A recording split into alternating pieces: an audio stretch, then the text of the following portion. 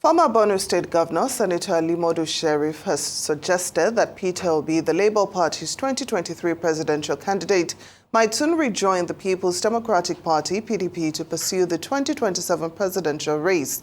Speaking on a Lagos-based television on Monday, Sheriff revealed that credible sources indicate Obi could be planning a return to the PDP with aspirations to contest the party's 2027 presidential ticket. Sheriff also commented on the ongoing shift within opposition ranks, pointing out that both former Vice President Atiku Abubakar and Obi have their eyes set on the presidency. Well, coordinator South-South, the Obidient movement, Onochie Osheokwu, joins us now for a chat about programs and preparations for the 2027 general election, while also reacting to the Edo State Governor Monday Okpebolo's demand on Peter Obi to seek clearance before coming to the state. Thank you so much for joining us on Newsday. Thank you. Thank you. Thank you for having me. Well, I don't know if you have any information. How true is it that Peter Obi will be joining the PDP? And also, how is the Obidient movement gearing up for 2027? Thank you. Thank you very much. The issue of Obi being in any party, PDP, ADC, any party, Obi is a beautiful bride, so you expect everybody is on him now. Every party wants him to be there. We understand that.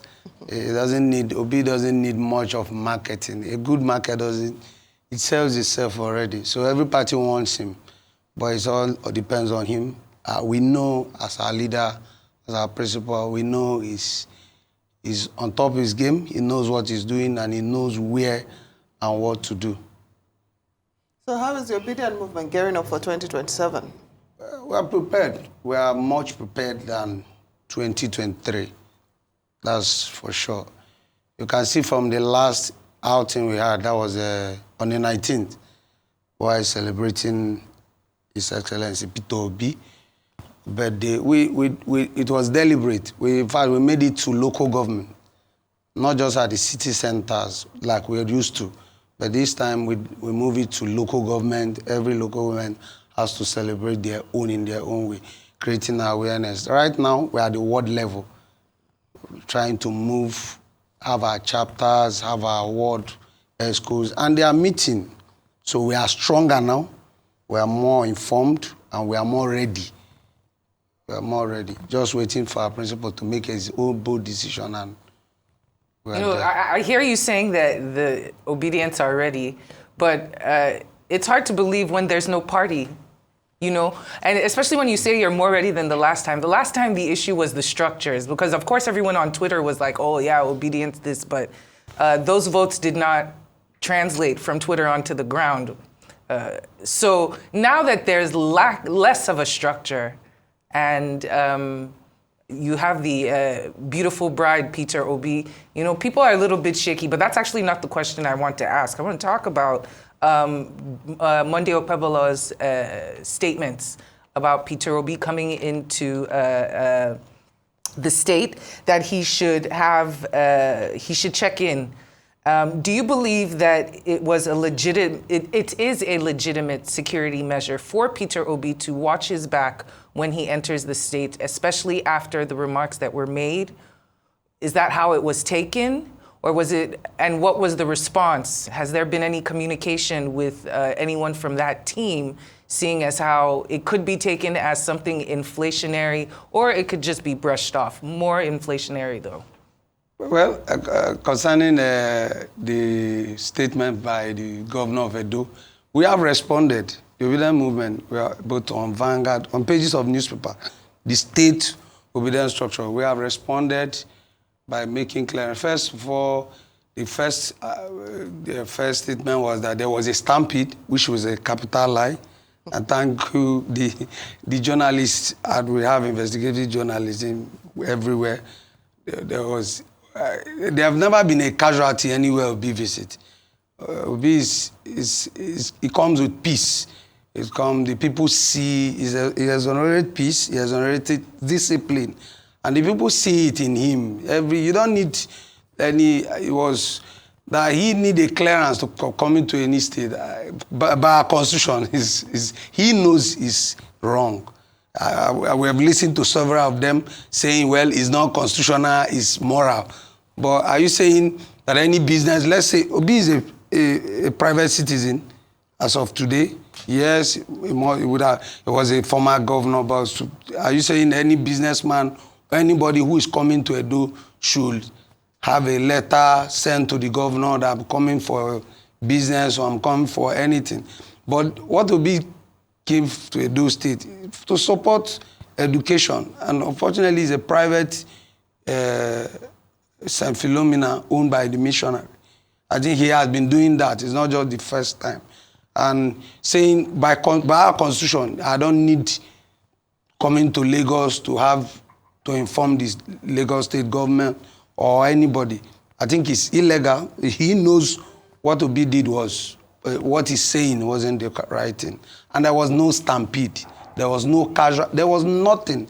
It was a happy moment from St. Philomena everywhere he visited.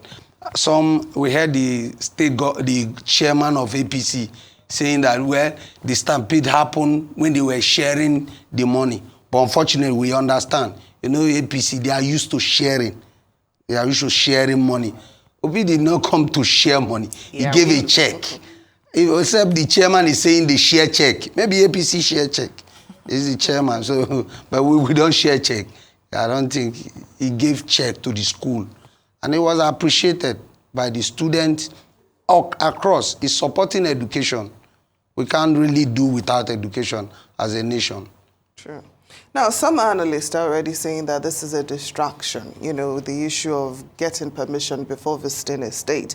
So I'm wondering, you know, how can Peter Obi and, of course, the Obidient movement itself, you know, how can they stay focused and avoid potential conflict with other political parties and interests so that they can focus on the election in 2027? Like I said at the beginning, we are more focused than ever. We are more focused now. You know, that day, that was the day he made that statement. Unfortunately, the day he made the statement was few days to the birthday of our principal. Then I reached out to the Edo coordinator and the Edo team. And they say, you know what, don't worry, we'll respond. And the day they responded, they said, we'll respond with our number. Edo State, for me, I'm from Delta, but we know Edo State is almost the capital of Obidient. The number is always there. They come out, and they come out strong. They prove to him that even when you feel you can gag us to a corner, you don't want us to come out and show that this is our person. They did. They came out, they pulled out the number, and he understands that you can't just take these people away. They are there. We're on their face. We are coming out. We are not on their face for anything. We are on their face for good governance. Obedience is not enemy to anybody.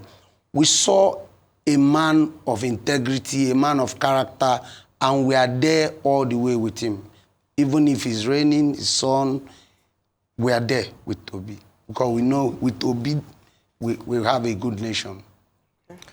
Some Obedients are wondering how you intend to leverage, how the party or the group, I don't know, tends to leverage technology and social media in the campaign for 2027. As we talked about before, there is intense attacks. The attacks on Peter Obi have ramped up, both verbally and I guess almost physically. They're ramping up. And it seems that as we get closer to 2027 and he doesn't pick a side, it might be the case. We also know what happened during the general elections with the sentiment towards people of southeastern extraction. What are your plans to combat misinformation and disinformation? Also, knowing that the party or the group does not give she, so to speak, you know, bribe, keep paying people to keep quiet and such, that you don't dabble in those dirty sides of politics. How do you plan to wade through the mess that is eventually about to come your way? No, we know such mess. Those things will come. Like I said at the beginning, I said, Obi is a beautiful bride. You expect anything. He knows. And one of the things he said when we started this, so he said, well, I knew what I'm coming for. I know what to come for me. I know the attacks that will come, but it's staying steady. People really don't understand. When we say, in fact, people say this kind of a calm man, quiet, but one stubborn-headed person I know is so confident and so focused on anything he's doing. I remember him as governor of Anambra State then as a governor. Nigerians, we do forget how Obi became the governor of Anambra State. Anambra was almost a state that was a war crime zone, crime scene, a state governor was kidnapped. We just forget. But Obi came, not with fight, not with verbal attack, not with response. He stabilized the state. He stabilized Anambra State to an extent that in the education, we know where they are. In the health, we know where. So he knows those attacks will come. But as Obidient and him as our principal, we know everyone will throw shade at him, but he has been consistent. And one good thing, some of us are following him. Look at Nigerian politics. Since initially, after election, every year, every election cycle, the candidate will just go away. I can't mention him. Everybody will go away.